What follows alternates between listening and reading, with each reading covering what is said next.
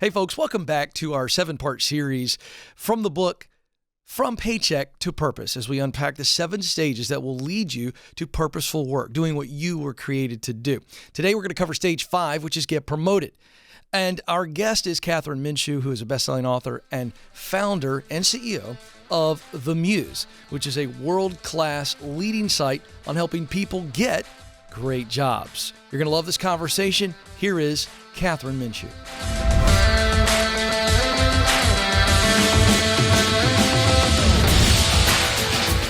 So, Kathryn, I have been a fan of The Muse for quite some time. Great resources. We're certainly on the same team trying to help people find work that they were created to do and do it really well. And so I love the mission of what you're doing. I'm just curious, before we dive into some of the things you're going to share, how did you get the idea? Like, where did this come from? What's your story on this? Yeah, the short answer is I needed it and it didn't exist. Yes. And the longer, and right, who can't sort of empathize with that feeling of like, gosh, only there was a product or something that helped. The slightly longer version is I had my own, winding career path. I grew up thinking that I wanted to be a kind of State Department, like Foreign Service official or a CIA agent. I don't know if you remember that television show Alias. That was really gosh, big. we crushed that show. Loved that show. I wanted to be Sydney Bristow, the main character. Do you have the wigs? In my mind, do you have the colored wigs? I'm not going to lie. I may have a few wigs. Okay. All right. I loved everything about the idea of that career path. And so from probably ages, 13, 14 through my early 20s, that was the dream. And luckily, I had the chance in 2007 to work at a U.S. embassy in Nicosia, Cyprus. Wow. Fascinating experience, but I realized very quickly that this idea I had of the career path didn't actually match the reality of the job, right? Which is very common. Sure. I ended up then going into management consulting. I did a stint working in vaccine introduction in Rwanda and Malawi. But I kept thinking, like, how do you find a career that's right for you? And there weren't a lot of online resources. There was definitely not help in job boards, right? You'd go to a classic job board in like 2009, 2010, and it would just like vomit 10,000 identical listings on you. And I'm thinking, like, there's gotta be a better way.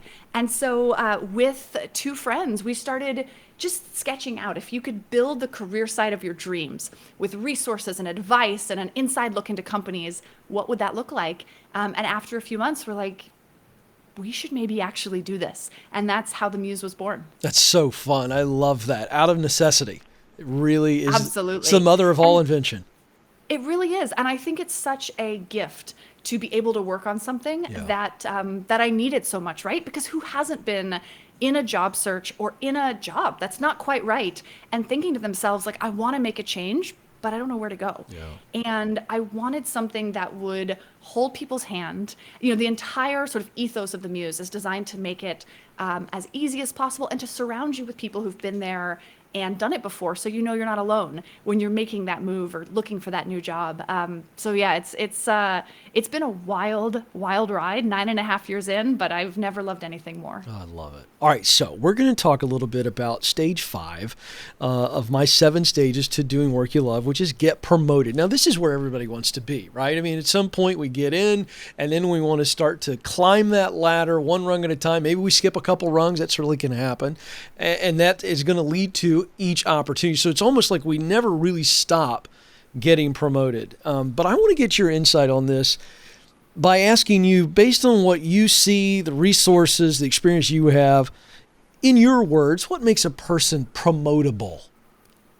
That's a great question. And isn't it the $1 million question? It right? really is, yeah. So it really is. So I think that there are a few elements. First of all, to be promotable, generally you need to be effective at the job you have, which is a step, by the way, that sometimes people forget. They get so fixated on prepping for that next thing that they fail to actually ace the job they have. And I promise you, it is 1,000,000 times easier to get people supportive of your next move if you're really, really killing it at the role you're in. And we can talk about that in a little bit because it's not as obviously easy as it sounds.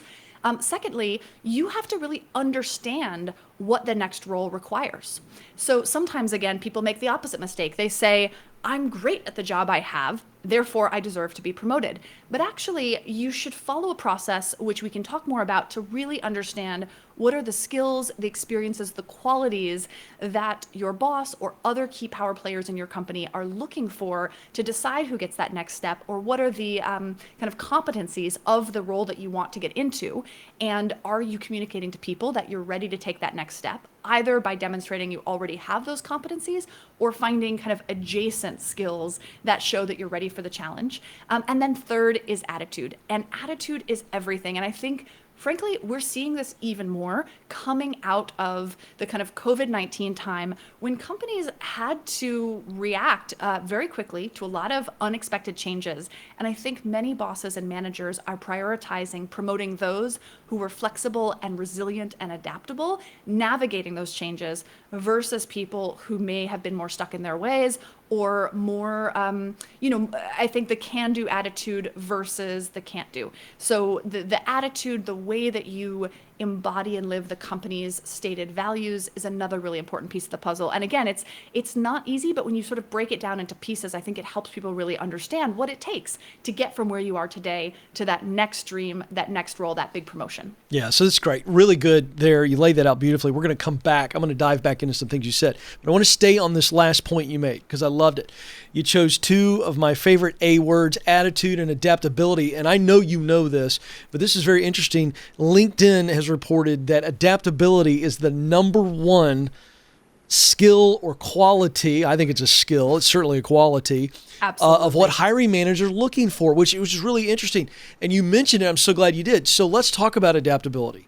We all understand how to use it in a sentence. We understand what it means, but let's talk about what that looks like and how you really can grow that muscle, if you will, that skill of being adaptable. How do you think people can do it?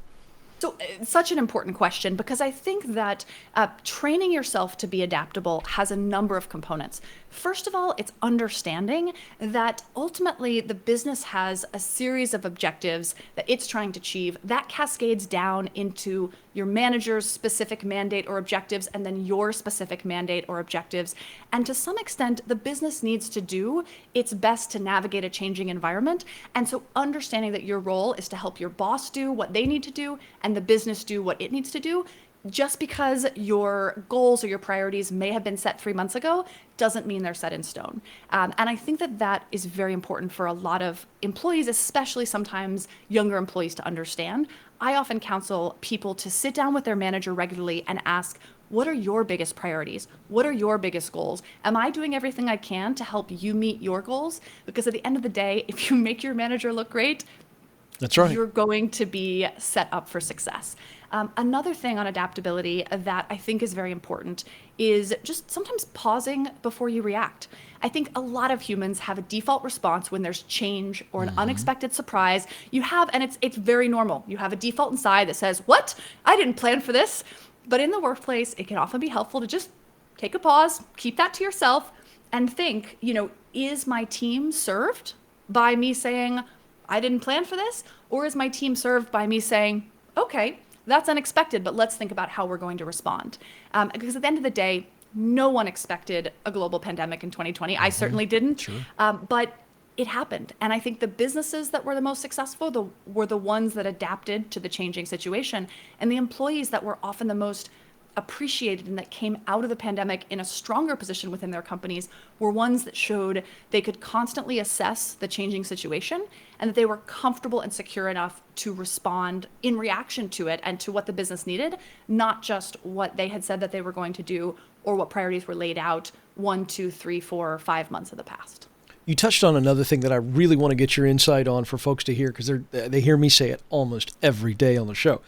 And it's this idea that we as humans, you touched on it, we long for progress so much that the moment we get the opportunity, something we've been pining for, maybe we chew our right arm off 6 months ago we get there. What do we start doing? We start looking at the next. And that's just who we are. And that's this humanness that we have, which is a beautiful thing. However, you touched on this. We got to keep this in check, and it's a mistake that a lot of young people make, not because it's a certain generation. I get tired of people poo-pooing on the millennials. This is a function of being young and just lack of maturity in the world. But speak to us about this idea of, okay, I got the opportunity now. I've got to win the now, or there is no next. Absolutely. This is so core. And I love how much you emphasize this on the show, because you cannot get most people's support for your next step if you're not doing well in your current role. That is just a fact of life. I know it can be painful, but reputations are often, made or lost in how people perform the job that they're in. Particularly, I've seen some people really hurt their reputation with others by, as soon as they're sort of in the path for promotion, or they've even maybe been told they're about to be promoted, they suddenly stop doing the job that they're in currently. Do not stop. Your colleagues and your team need you to ace that. One of the recommendations I often make is, again, to sit down with your manager. The cadence that you do this depends a little bit on your job, your company's norms, but it can be every month, every 3 months. Sit down and really understand and ask, what do you want to see from me first to be absolutely successful in the job I have? In fact, one of my favorite interview questions is when a candidate asks me, if it's 6 months down the line and you've hired me and I'm just the best person you can imagine for this role and you're so thrilled with my work, what does that look like? What am I doing that makes you think, wow, I'm so excited that I hired Kathryn, whoever? I love that interview question because it shows a mindset that says, I want to understand what's important to you, and then I want to deliver. And you can do that from day one. You can do that 2 years into a job. Ask and understand what is important. I like to write it down. To your point about, humans were so quick to focus on the next thing. Sometimes it's actually really helpful to look back at your notes and say, oh, I actually wanted to be where I am now. I wrote it down. I worked hard. I achieved it. That can be a kind of helpful reminder to the brain of how far you've come, and it can set you up for that next step of saying, all right, what are the objectives I need to achieve, the skills I need to develop to get ready for that next move? You've given great advice twice now on making sure that you're regularly sitting down with your leader saying, hey, what do I need to do to win? Has it changed? Has the mission changed? What are some new things I need to be working on? That's that constant communication. I love that advice. Let's talk about something that I talk about, which is maximizing the role. We've been talking about knowing your role, which is clarity. We talked about accepting your role. That's attitude. We've talked about those two things. Let's talk about maximizing the role. What does that look like in 2021 in a maybe a different and shifting workplace, obviously? What does maximize your role? If you're going to give advice to somebody on that, what would you tell them? That's again, it's a great question. And what maximizing specifically looks like, again, can vary a bit by context. Sure. But at a high level, one, again, asking your manager or other senior leaders, what's on their mind. If you have an idea for how to solve one of their problems, even if it's not your problem or your role, that is generally going to be appreciated, that you cared, that you tried. And if it works, huge credibility. I also find that an element of maximizing your role can be really thinking, again, your manager has probably, hopefully said, here's what I need to see from you, here's your goals. But ideally, if you sit back and think about, what have you heard from the CEO about what the company is trying to achieve? What have you read in the press about what's happening in your industry, in your market? Is there anything maybe that hasn't been asked of you, but that you could volunteer or do to go above and beyond to help the company with its high level objectives? That's very key. Actually buried the lead and mentioned something, just signing up for as much industry news as possible, understanding what's happening with competitors, what's happening with key trends in the space, being the person who can share an article or suggest something in a meeting that is going on outside of your company's walls can be very helpful. And then thirdly, again, depending on where you are within a company, I love seeing people who work at the Muse who go to their colleagues and say, hey, I know my core goals are in my team or this division, but could our team be working better with your team? Are there things that my team isn't getting that might help you do your job better? Because, I speak now currently from the position of the CEO of the company. I don't see everything that's happening several levels below me. I don't necessarily know where there might be some friction. And I love when people take the initiative to come to me and say, hey, we were thinking there might be a better way for our teams to work together, or we're not sure that there's as much clarity as there could be about our Q3 roadmap, and people are identifying problems and then proposing solutions. That is just, again, for our company environment, and I think for many businesses, it's such a sign of someone who is taking that initiative, showing a great attitude, and ready to step up. I want to ask your opinion on the ever shifting workplace, plus where we are in 2021 with social media and politics and opinions it feels like they're just always in our face. And I think one of the great qualities that makes somebody promotable, we talked about adaptability. Another quality I like to talk about is likability. Sometimes we overlook this, the fact that we're humans and we all believe different things and have different experiences. And yet here we are, literally 5-6 feet away from each other if we're back in the office, right? We're in meetings or we're on a Zoom call, whatever it is. We have to interact with people. I'm curious to know your thoughts on likability as it relates to getting promoted. Yeah, it's such an important point because I think we like the idea, this sort of idealistic fantasy that we live in a world where you just, ace the job and that's all it takes. But you're completely right. People like to do business with those that they like, that they trust, that they want to, it's not necessarily you have to be best buddies, but people generally gravitate towards or want to reward those that they like on a fundamental level. And that is a truth that we see again and again in many, not all, but many/most workplaces. And so I do think it's important to think about, how do you treat your colleagues? And some of it is, frankly, just very straightforward, being respectful of everyone all the time, regardless of, their demographics, their background, their opinions, etc. I think some of it is, really going out of your way to welcome people who are new to the culture of the company. That can actually, again, be a great way to sort of, even if you're not in a senior or a leadership position, that can be a great way to establish yourself as a culture carrier. Understanding what are the company's values? What has the leadership said about how they want people to react? And then not being, going around hitting people on the head with those values. That's not very likable, but being someone who tries to operate in a way that, again, helps the whole team. I also think, you touched on a really interesting point, which is a lot more is being asked of companies and of employees than it has in the past. People used to just expect, like, I go to job, I go to work, I go to my job, I get a paycheck, I come home. Now there's all of these interesting questions around many employees look to work for as a huge source of meaning in their lives. They're looking for close relationships, friendships, and personal relationships with other people among their colleagues. And for employers, there's a lot of pressure to state a set of values or to articulate lines in the sand around who you are as a business and what you stand for. And it's a bit tricky because there's not one right answer that's going to work for everyone. And I actually think, we for so long have operated as if companies can be sort of rated on the same scale, like pizza. Like if somebody posted, the 50 best pizza places in New York City, I'm sure it'd be very controversial, but by and large, like pizza is kind of a thing where we probably mostly agree on the criteria.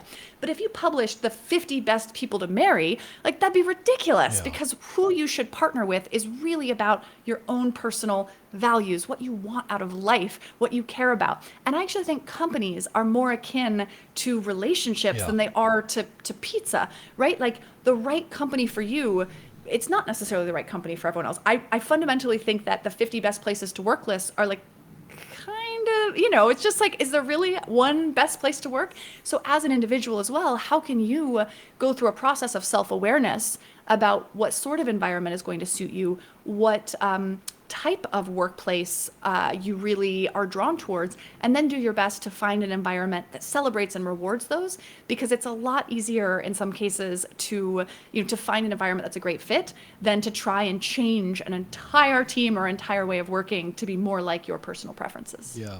I have to get your thoughts on what you're seeing, what you and your leadership team, what you're seeing with clients on the shifting focus on new skills.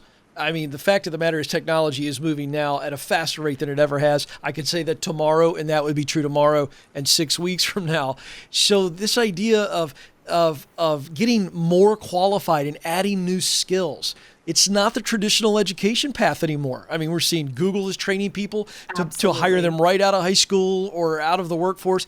What do you say to folks about keeping their eye on trends and hey, you got to be pretty nimble here as to adding new skills? I completely. And it goes back, first of all, to adaptability, which we were talking Yeah. about before, scanning the environment, responding to changes. One suggestion that I love, which I've seen a lot of people employ very effectively, is, a year or two before you want that promotion or that next move, go online and do a job search for jobs with that title. Now, you're not applying to anything today, ideally. That would be a different set of advice, but just maybe print out a couple of different hiring, job descriptions, postings for the job that you think you want in a year or two, and take a highlighter. And with one color, highlight the skills that you have today. And with another color, highlight the skills that you need to either deepen or acquire. And then think about, in the next 1 to 2 years, or whatever your time frame is, how do I use the job I'm in today, the people I'm working with currently, and or outside education to acquire these skills, to get closer to being in a position where I could be hired.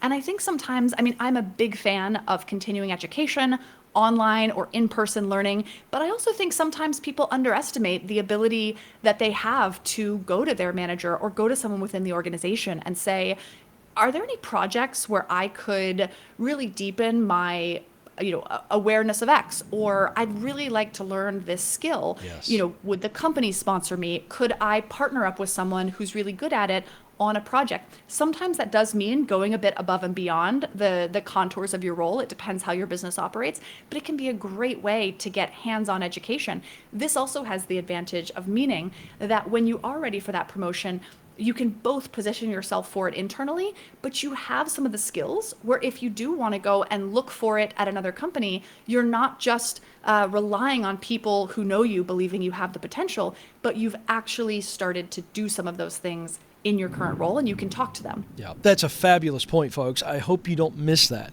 There are opportunities to actually get the skill set and the experience, both skill and experience, in your own building. And oh, by the way, get paid for it. That's a wonderful point. It's right there under our noses if we just have the willingness to ask. It's really good. Okay. I want you to encourage people now. You've given us some tremendously practical things. Now we're just going to talk to their hearts, Kathryn. This get promoted stage, it can be agonizing because you're on the climb, because you know what you're climbing for in this stage. Okay. So now we're on purpose and we're climbing. And there are times we do everything that we can possibly do. And yet, for whatever reason, we don't get the gig, right? And it hurts. And we got to own that. How would you encourage people's hearts who are in this stage, they're moving, but maybe they've hit a lid for a moment, but they're a little bit discouraged? What would you say to them? Yeah. First of all, I would just acknowledge, it is hard. Mm-hmm. I think that we don't always take the time to recognize how vulnerable it can be to put yourself out there professionally, to try new skills, to raise your hand for a promotion. And when you put that much heart into something and it's not working out or you're not getting it, it stings. And, it doesn't necessarily help in the moment to know that every single person you admire has been in that seat too. But I do encourage people, once you get over that initial emotional response, recognize literally everyone you have ever looked up to, everyone you've ever seen on, your television screen or read a biography or learned about in school had those moments in their own career path where it just wasn't working, and it is a universal human experience. I also think that, sometimes it is really true, as much as it sounds cliche, that there's going to be an even better fit in the future. And so I think it's really important not to be discouraged, to recognize that you learn from every attempt, even if you don't succeed. And sometimes the things you learn actually position you for something. I don't know if a lot of people know this, but I actually had a business before I started the Muse. It was actually sort of V0 of the Muse idea. Mm-hmm. So it was the same direction. I worked on it for 10 months. And it was an abject failure. And I remember laying in the fetal position on my floor. I had been saving money for, I don't know, probably years at that point, 5+ years, lost it all, went into debt. And I'm laying there thinking, how will I ever come back from this? And then a couple weeks later, I started the Muse. And it took a while. We had a slog in the beginning. Mm-hmm. But I today am so grateful that first business failed or sort of didn't work out, because it set the stage for what I'm doing now. And I think that, again, it stings. And I think we can go too far in the direction of toxic positivity and tell people like, don't worry, pick your head Yes. up. It'll all be fine. Yes. Like, no, it really sucks. That's It's right. really frustrating, especially if it feels unfair or you did everything you could. But at the same time, I think the path to success is never linear. And I would just really encourage people to recognize that, take whatever you can, whatever learnings you can. It doesn't mean you have to agree. Someone may say, well, you didn't get this promotion because, you're not X enough. You don't have to agree, but you should listen. And because it's data. And I think that whenever people gives us feedback, it's a gift, even if it's perhaps not how we would see things. It can still help you understand, okay, what else could be going on here, or what might I be able to learn from this situation? Well, Kathryn, I'm glad you stood back up and you've restarted. You stayed with it. You're doing really good work. I'm a fan of the work, certainly an ally in this all-important work. And mostly I'm grateful that you spent time with us. This is really good stuff that's going to help a lot of people. So thank you, thank you, thank you.